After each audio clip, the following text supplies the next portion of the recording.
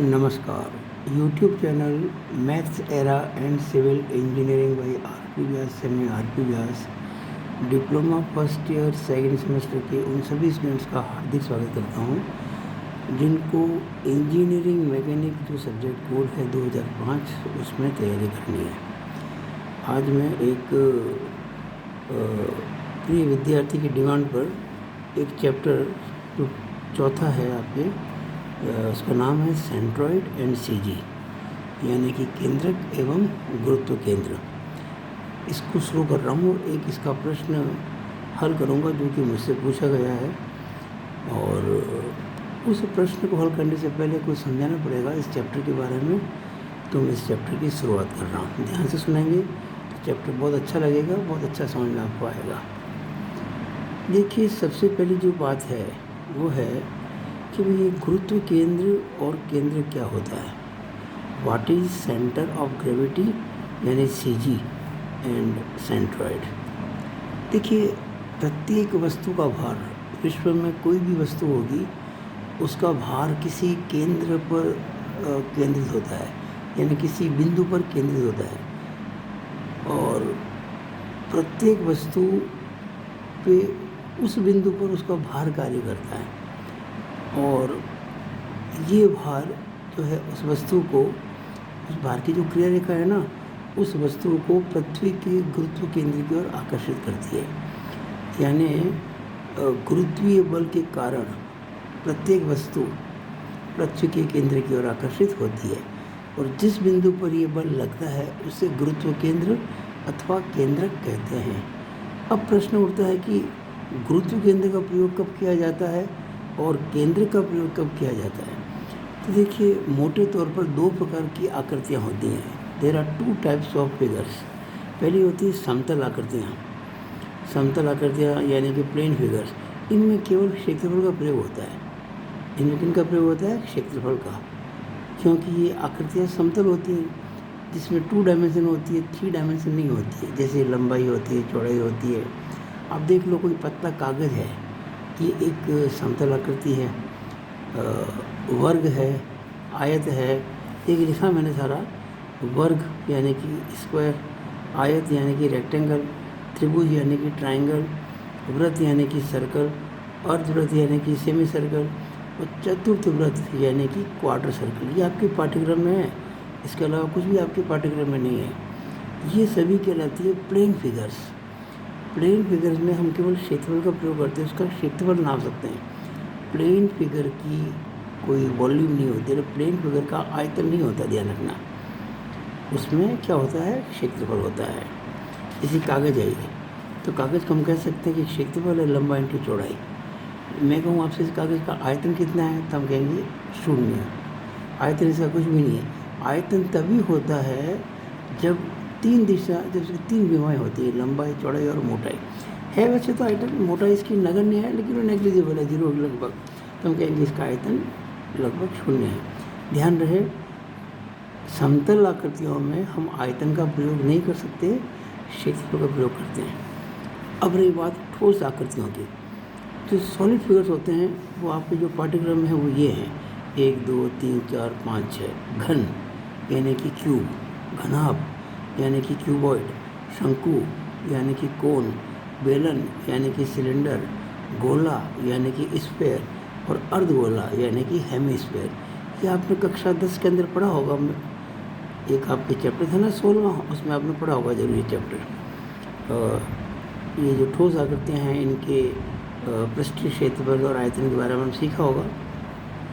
तो ये जितने भी समतल आकृतियाँ हैं और जितने भी ठोस आकृतियाँ हैं, इनकी सीजी कहाँ होती है, इसका ज्ञान होना आपको सबसे पहले आवश्यक है।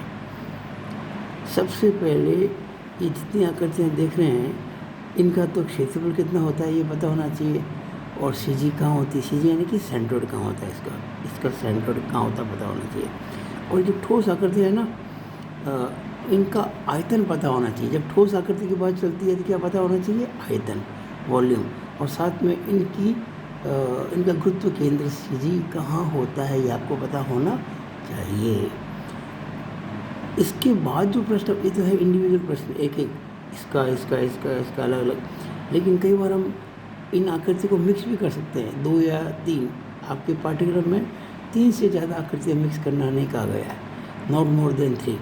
जैसे आपने मान लीजिए आयत, त्रिभुज और वृत्त को जोड़ के एक नई आकृति बना दी, यानी जो 6 में से कोई 3 को लेकर हम एक नई आकृति बना सकते हैं। तो हमें जब इन सब की केंद्र की स्थिति कहाँ होगी, सेंट्रोइड की पोजीशन कहाँ होगी, पता होगा, तभी तो हम इनसे जो मिली जुली आकृति होगी उसको पता कर पाएंगे। इसी तरह से जैसे हमें इनकी अलग अलग चीज़ी कहाँ होती है जब पता होगा, तभी तो इनसे जो मिलकर 2 या 3 को मिलाकर जो एक नई आकृति बनाएंगे उसकी सीजी पता कर पाएंगे। तो हम सबसे पहले इनकी सीजी कहाँ होती है, यानी इसमें केंद्र कहाँ होता है, इनकी सीजी कहाँ होती है, इनका आयतन क्या होता है, इनका क्षेत्रफल क्या होता है, इनका आयतन क्या होता है, इसके बारे में चर्चा करेंगे। तब जाके हम बड़े बड़े प्रश्न कर पाएंगे। आज की जो मैं एक प्रश्न करा रहा हूँ बड़ा सरल सा प्रश्न है, और उसमें केवल इन 2 प्रकार के क्षेत्रों से काम चल जाएगा, वर्ग और आयत।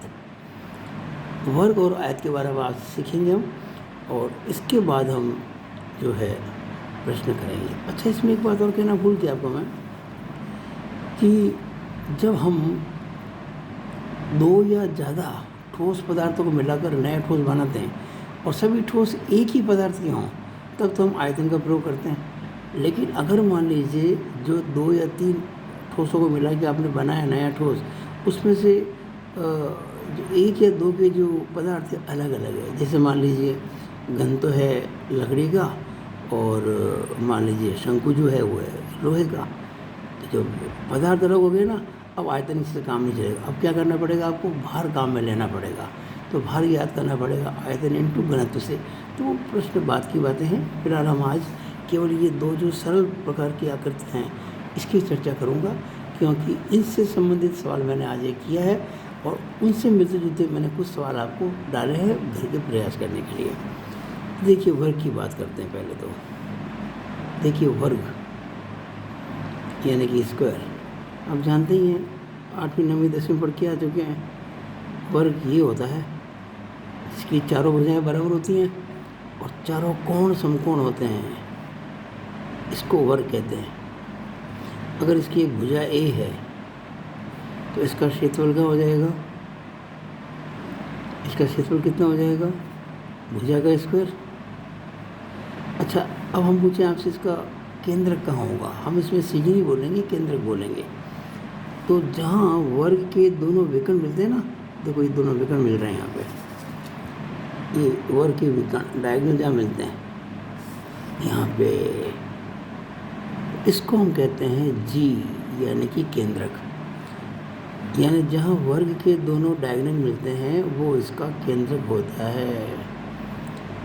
अब प्रश्न उठता है कि केंद्र की पोजीशन कहाँ होगी। तो हम क्या करते हैं, हमेशा ध्यान दीजिएगा, कोशिश करते हैं ढूंढने की संदर्भ रेखाएं यानी कि रेफरेंस लाइंस। आप अगर ध्यान से देखेंगे तो अगर मैं यहाँ से ये एक रेफरेंस लाइन लूँ, ये वाली और कहूँ आपसे ये जी इस लाइन से कितना दूर है, तो भाई ये ऊंचाई कितनी इसकी ए है ना, और ये इसका मिड पॉइंट है। तो ये जो ऊंचाई हो गई इसकी सी जी की दूरी यहाँ से ये वाली ये हो जाएगी a/2।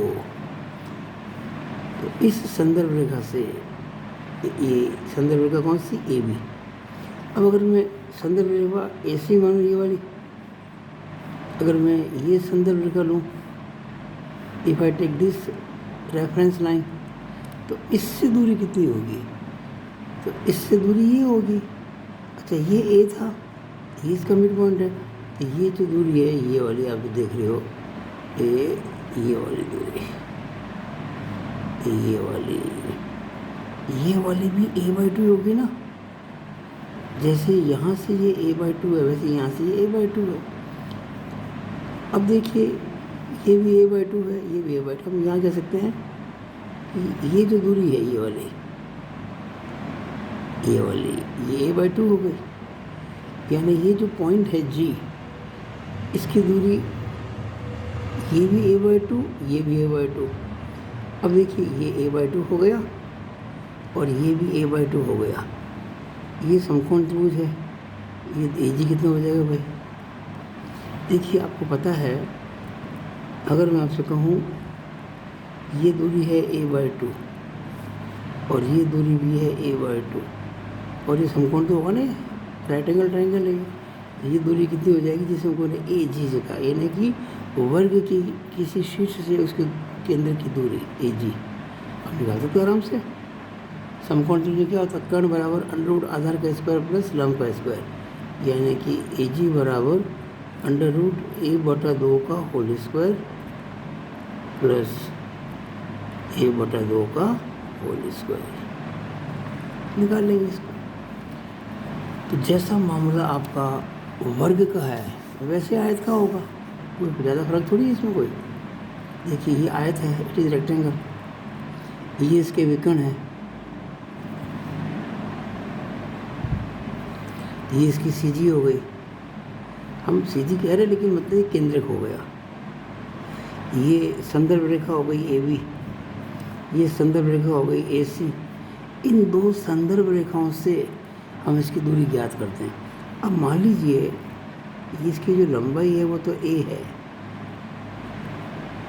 और जो चौड़ाई है वो B है, तो इसका क्षेत्रफल कितना हो जाएगा? इस आयत का क्षेत्रफल कितना हो जाएगा? लंबाई इंटू चौड़ाई, यानी कि A इंटू B। अब अगर ये B है और ये इसका मध्य बिंदु है तो ये दूरी कितनी हो गई? B/2। इसी तरह से अगर ये A है और ये मध्य बिंदु थी, दूरी कितनी हो गई? A/2। यानी AC जो संदर्भ रेखा है, कौन सी? AC, इससे इसकी दूरी कितनी है? A/2। और जो AB संदर्भ रेखा है AB, उसकी दूरी कितनी है? B/2। तो फिर ये हो जाएगी दूरी कौन सी? A से G की। अगर मैं AG ज्ञात करना चाहूँ, इस बार ये a/2 है, ये b/2 है, √a/2 का होल स्क्वायर प्लस b/2 का होल स्क्वायर। ये तो मैंने ऐसी दूरी निकाल दी है। आयत और वर्ग के जो केंद्र है ना, उनकी चारों कोनों से दूरियाँ। लेकिन मोटे तौर पर आपको क्या ध्यान रखना है कि कभी भी कोई ऐसा कोई रेक्टेंगल हो और हमें यहाँ से इसके केंद्र की दूरी ज्ञात करनी हो, अगर ये लंबाई मान लीजिए मैं कहता हूँ 10 mm है, तो ये 10 की आधी 5 हो जाएगी। बस इतना ध्यान रखना है, ठीक है। अब आज इस वीडियो में जो आपको मैं समझाना चाहता हूँ वो है एक बड़ा शब्द है, उसे कहते हैं सममिति रेखा। सममिति रेखा, और उसे कहते हैं इंग्लिश में line of symmetry. Line of symmetry. देखिए, अगर आपको किसी आकृति में ऐसी रेखा मिल जाए जो उस आकृति को दो बराबर भागों में बांटती हो, एक जैसे बिल्कुल मिरर इमेज बोलते हैं इसको, तो हम इसे कहते हैं लाइन ऑफ सिमेट्री। जैसे आपको छोटी सी बात बताऊं, मान लीजिए मैंने एक ये आयत लिया और बिल्कुल इसके सेंटर की लाइन खींचकर ये मैंने इसका एक और आयत से जोड़ दिया, ठीक है। मैंने इस आयत को इस आयत से जोड़ के टी बना दिया। क्या बन गई है? टी आकृति बन गई। अब आप अगर ध्यान से देखिए तो ये जो लाइन दिख रही है आपको, ये लाइन, इस लाइन के दोनों ओर ये एक जैसी आकृति है, यानी इस लाइन के इधर जितना ये है उधर उतना ही वो है, इस लाइन के इधर जितना ये है उतना ही उधर वो है। यानी हम कह सकते हैं कि ये जो रेखा है, इस रेखा ने इस पूरी आकृति को दो बिल्कुल एक समान भागों में बांट रखा है।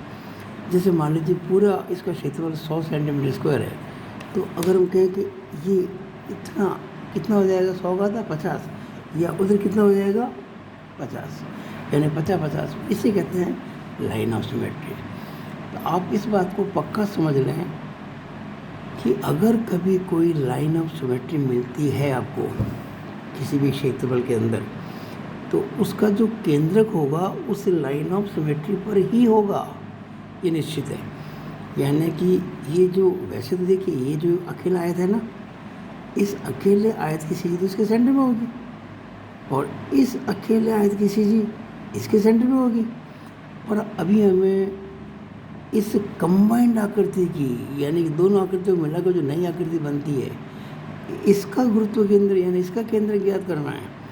तो उसके लिए मैं कह रहा हूँ कि वो इस रेखा पर कहीं होगा। अब कहाँ होगा, सोचो इस बारे में।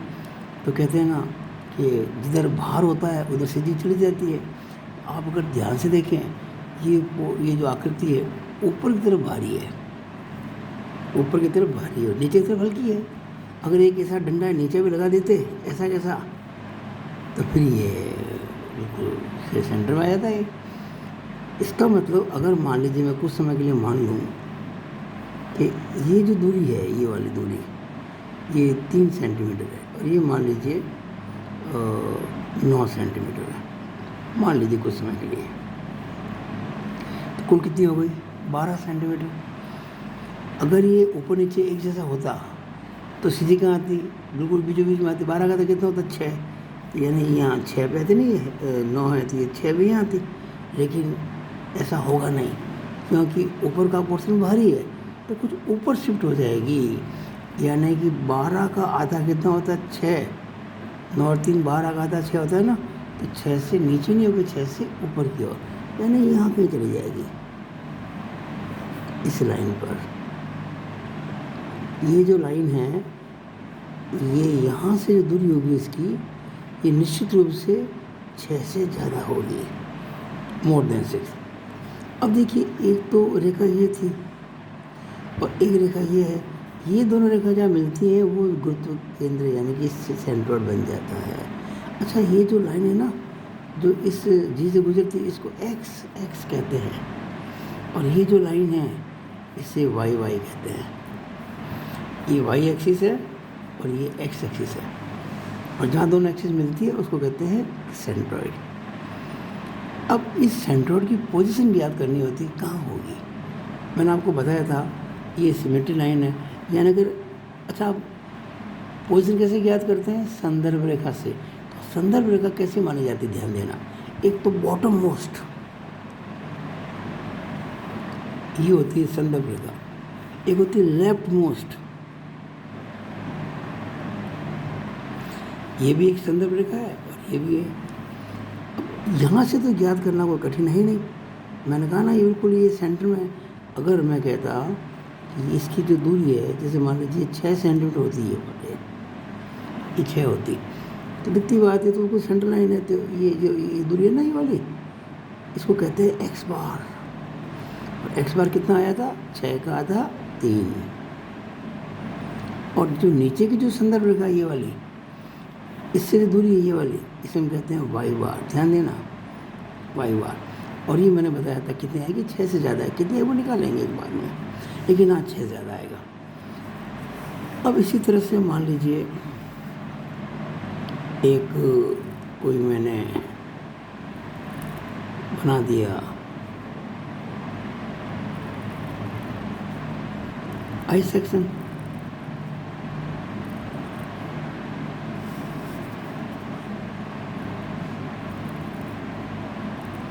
ये भी देखिएगा, ये जो लाइन दिख रही है आपको,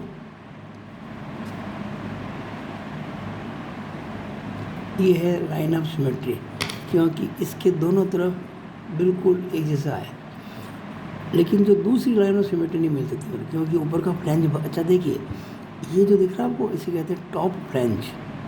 it is top flange, it is bottom flange.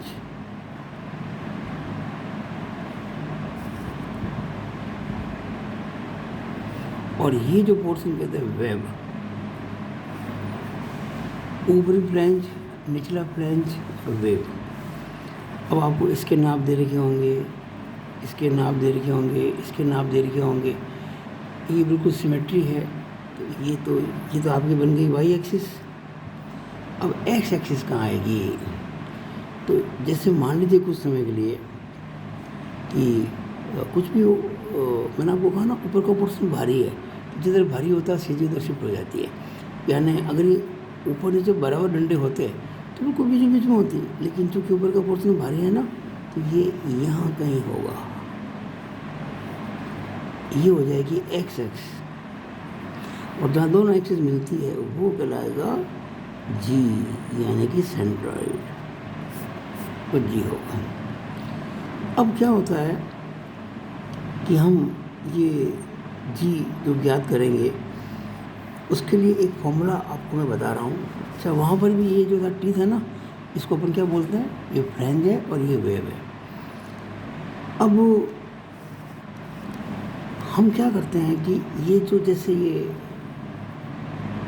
Centroid है, ये हमने मानी जिसको मैंने ए बी कह दिया, ये रेफरेंस लाइन है। ये क्या संदर्भ रेखा है जहाँ से अपन नापते हैं। अच्छा, कोई जरूरी संदर्भ रेखा, ये संदर्भ रेखा वो भी हो सकती है, तो वे नीचे नापेंगे दूरियाँ, और ये होगी मतलब जिस रेखा को संदर्भ रेखा लेते हैं ना, उससे ऊपर या उससे नीचे। अगर संदर्भ रेखा ऊपर है, दूरियाँ नीचे नापी जाएगी। संदर्भ रेखा नीचे है, दूरियाँ ऊपर मानी जाएगी। मैं नॉर्मली संदर्भ रेखा हमेशा नीचे ही मानता हूँ, और अधिकांश किताब में नीचे ही माना है।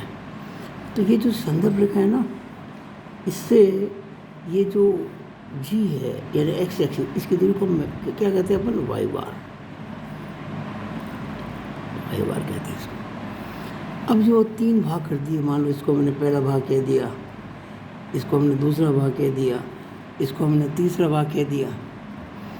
अब हम इन तीनों भागों की जो केंद्रक हैं उनकी दूरी ज्ञात करेंगे।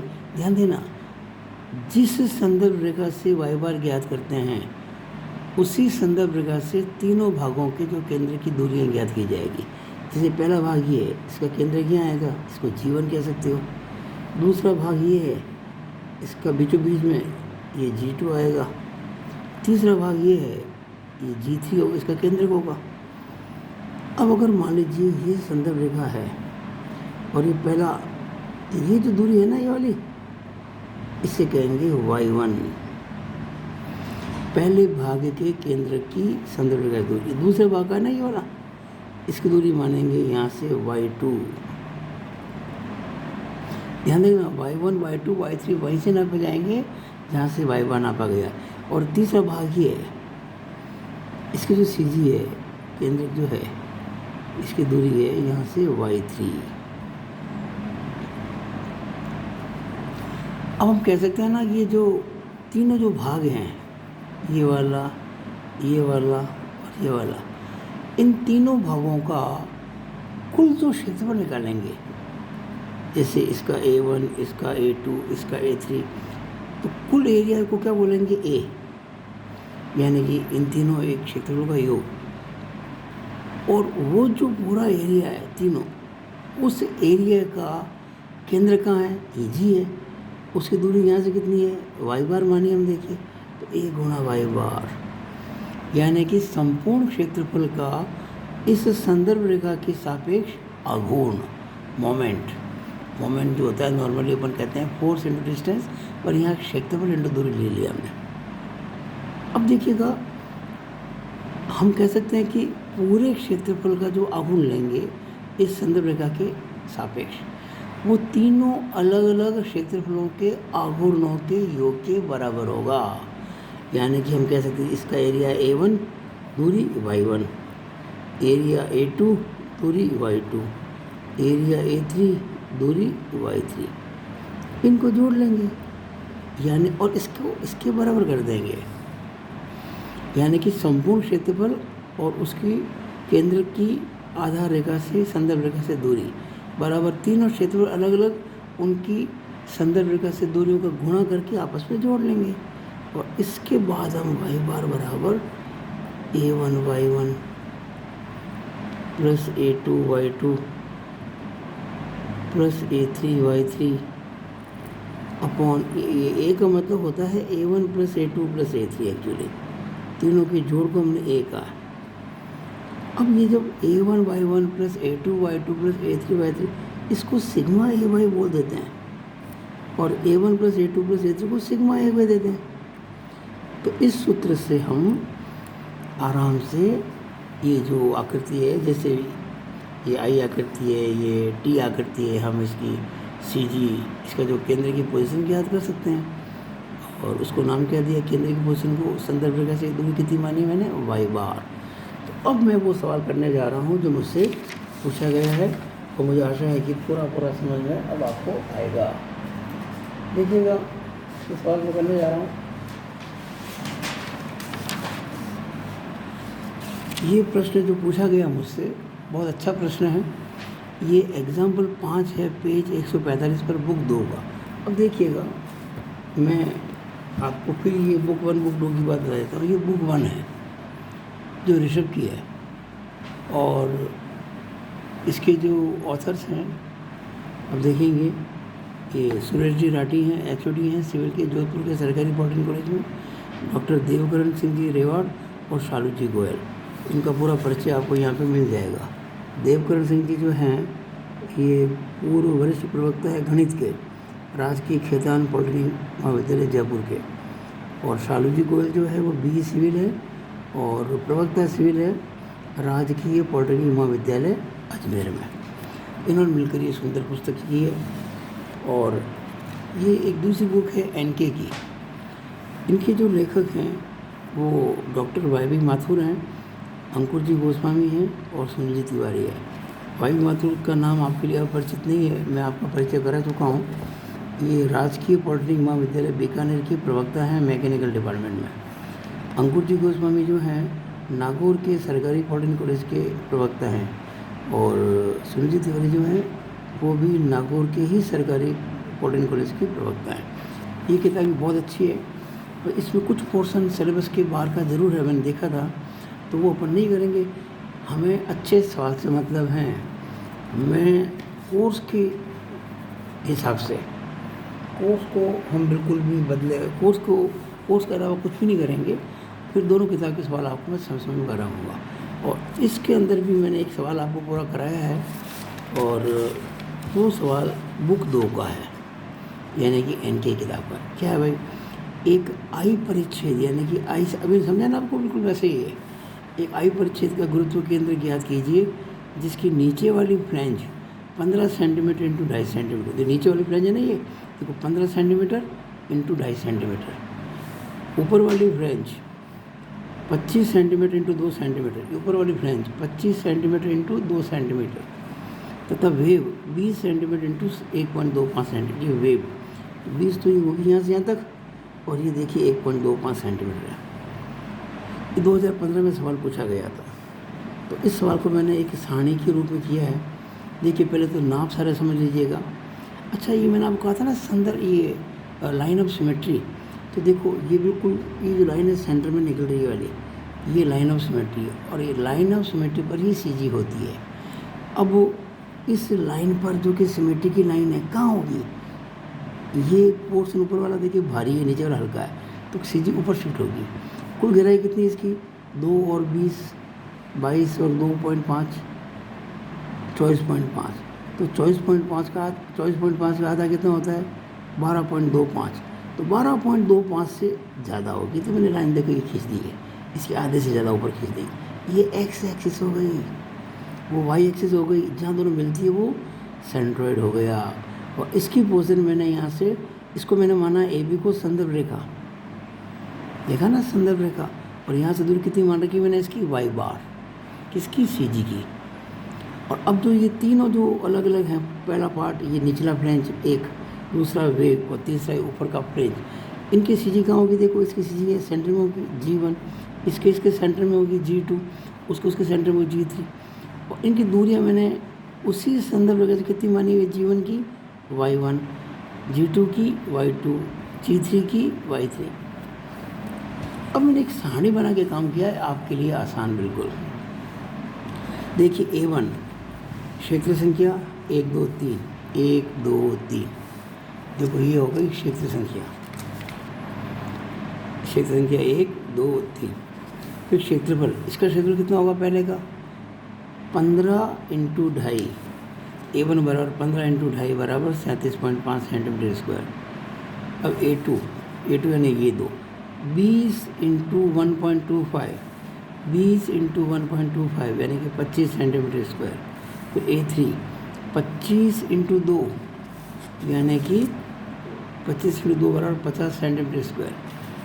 इसके बाद मैंने क्या निकाला यहाँ पे, ये जो क्षेत्रफल लिया है ना, इनकी जो CG है यानी इनके जो केंद्रक हैं उनकी संदर्भ रेखा से दूरी, एरिया को मैंने A का है और CG की जो दूरी उसको मैंने Y का है। संदर्भ रेखा से दूरी, देखो संदर्भ रेखा तो ये है और इस संदर्भ रेखा से इसका जो केंद्रक है G1 कितना दूर होगा, ये कुल कितनी आयत की CG कहाँ होती है सेंटर में, 2.5 का आधा कितना हो जाएगा 1.25। तो Y1 बराबर 2.5/2 यानी कि 1.25। Y2 दूसरा ये वेव है ना, ये भी एक आयत है, रेक्टेंगल है, CG कहाँ होगी G2 पे। अब देखो संदर्भ रेखा वही है, ये भी ध्यान रखना। दूरी ज्ञात करनी है इस सेकंड पार्ट की केंद्र की, तो ये 2.5 तो रहेगा पूरा, क्योंकि सेकंड पार्ट शुरू भी यहाँ से हो रहा है। 2.5 लिख दिया और फिर ये ऊपर कितना है इसके 20 का आधा कर लेंगे तो 10 हो जाएगा। देखिए कैसे लिखेंगे 2.5 प्लस 20/2 यानी कि 10 और 2.5 12.5। अब तीसरा भाग ये रहा इसका, इसकी CG इसका केंद्रक G3 है जो उसी संदर्भ रेखा से कितना दूर है यहाँ से। तो देखो ये आपके 2.5 तो ये है और 20 ये है, और अब बचा ये 2 उसका आधा करेंगे तो 2.5 प्लस 20 प्लस 2 का आधा, 2.5 प्लस 20 प्लस 2 का आधा, तो कितना हो गया 23.5 हो गया। अब मैंने पहले तो A ज्ञात किए फिर Y ज्ञात, अब A को Y से गुणा किया यानी A1 को Y1 से गुणा किया तो 37.5 को 1.25 से गुणा किया तो 46.875 आ गया। इसका क्या बनेगी सेंटीमीटर क्यूब, क्योंकि ये A है सेंटीमीटर स्क्वायर, Y है centimetre square into centimetre cube बताइए। इसी तरह से A2 Y2 करेंगे 25 इंटू 12.5 तो 312.5 सेंटीमीटर क्यूब। फिर A3 इंटू Y3 करेंगे तो 50 इंटू 23.5 बराबर 1175 सेंटीमीटर क्यूब। अब हम क्या करेंगे, इन तीनों क्षेत्रफल को जोड़ देंगे, उसको सिग्मा A कहेंगे। ये आएगा 25 और ये 37.5 और 25 और 50 112.5 सेंटीमीटर स्क्वायर। इसी तरह से ये जो A1 Y1 A2 Y2 A3 Y3 है इनको भी जोड़ देंगे तो हो जाएगा सिग्मा AY, और ये आएगा 46.875 312.5 और 1175 की जोड़, ये आएगा 1534.375 सेंटीमीटर क्यूब। ठीक है, और अब हम वो फॉर्मूला लगा देंगे वाई बार का, मैंने अभी आपको समझाया था पिछले पेज पर कि वाई बार होता है सिग्मा AY बटा सिग्मा A। अब देखो सिग्मा AY का इकाई होगी सेंटीमीटर क्यूब, सिग्मा A का यानी सेंटीमीटर स्क्वायर कट जाएगा, सेंटीमीटर में हमारा आंसर आ जाएगा। तो ये 1534.375 और बटा 112.5, तो आप करेंगे भाग तो 13.64 सेंटीमीटर आ गया। ठीक है ना। अभी ये मैंने 13.64 सेंटीमीटर कैसे निकाला है, ये संदर्भ रेखा AB से दूरी निकाली है। अगर मैं संदर्भ रेखा CD से निकालता तो क्या होता, देखिए AB से निकाला दूरियाँ मैंने यूँ नापी है, CD निकाल दूरियाँ मैं यूँ नापता, तो उस केस में हमारा Y1 Y3 कितना, ये Y3 है ना, Y3 कितना होता 2 का आधा 1, Y2 कितना होता 2 प्लस 20 का आधा 10 यानी कि 12, और Y3 कितना होता 2 प्लस 20 22 प्लस 2.5 का आधा 1 सवा। तो Y1 Y2 Y3 बदलते, A1 A2 A3 नहीं बदलते, एरिया वही है, लेकिन उससे क्या होता है कि दूरी बदलती है वाई बार की। वो दूरी कितनी होती, देखिए यदि हम CD को संदर्भ रेखा मानते हैं, यदि हम CD को इस संदर्भ रेखा मानते हैं तो वाई बार को CD से नीचे हुए नापा जाता, उस केस में वाई बार का उत्तर कितना आता। अच्छा कुल कितनी गहराई है इसकी, कुल गहराई है देखो कितनी है इसकी 24.5, कैसे 2 20 और 2.5 24.5। 24.5 में से मैंने भी कितना निकाला, ये 13.64। अगर नीचे से दूरी 13.64 है, ऊपर से कितनी होगी, हम 24.5 में से 13.64 घटा देंगे। घटाए मैंने 10.86 सेंटीमीटर आ गया, जो उत्तर आपकी पुस्तक में दिया हुआ है। क्योंकि आपने जिस पुस्तक से प्रश्न पूछा है ना, उसमें इस संदर्भ रेखा से सीजी की दूरी ज्ञात की गई है। मैंने की है नीचे से, नॉर्मल नीचे से की जाती है, लेकिन मैंने आपको इसलिए बताया था कि आपको किताब का प्रश्न उत्तर मिल जाए। अब आप ये 5 प्रश्न भी अगर कर लेंगे तो इसी की तरह अभी जो मैंने आपको प्रश्न कराया ना, बिल्कुल इसकी तरह ये 5 प्रश्न हैं। अगर आप करेंगे तो आपका अच्छा अभ्यास हो जाएगा। अगले वीडियो में आपको मैं नए प्रकार के प्रश्न कराऊंगा। तो बुक 1 में है example 4.6 page 114, example 4.7 page 115, example 4.10 page 119। Book 2 में है एग्जाम्पल 10 पेज 152 और एग्जाम्पल 11 पेज 153। ये मेरी राय मानकर आप प्रश्न कर लें, सभी सॉल्व है। और तरीका वो लगा है जो आपको मैंने बताया सारणीबद्ध तरीके से। इससे काम बहुत अच्छा ना होगा, बहुत अच्छा और आसान बन जाएगा। तो मुझे पूरी आशा है कि आपको मेरा ये वीडियो बहुत अच्छा लगा होगा और आपने इस चैप्टर को एंजॉय किया होगा। तो मैं आशा रखता हूँ कि आप इसको अधिक से अधिक इसको लाइक करेंगे, शेयर करेंगे और मेरे यूट्यूब चैनल को सब्सक्राइब करना नहीं भूलेंगे अगर आपने अब तक नहीं किया है तो। It is all over about this video. Thank you.